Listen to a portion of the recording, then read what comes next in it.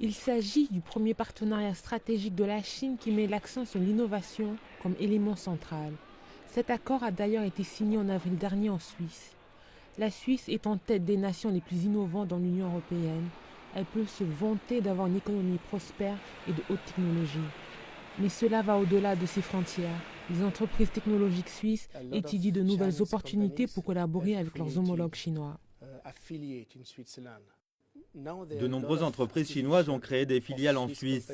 À présent, il y a beaucoup de sociétés suisses qui ont été rachetées par des sociétés chinoises. Je suis sûr et certain que l'on peut s'attendre à plus dans l'avenir. Et les procédures seront simplifiées et accélérées, car la Chine et la Suisse apprennent à mieux se connaître.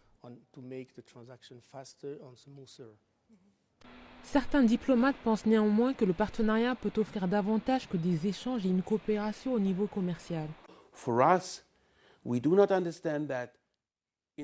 Pour nous, nous ne comprenons pas pourquoi le partenariat novateur doit uniquement être appliqué aux sciences et à l'innovation.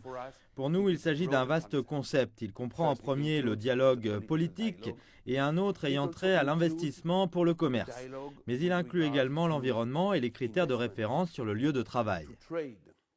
Les analystes disent qu'avec l'intensification des relations, la Chine continuera d'être un marché de destination majeur pour la Suisse.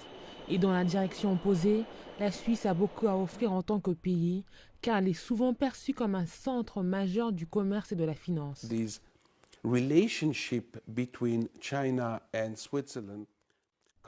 Les relations sino-suisses couvrent maintenant des domaines où les gens sont impliqués.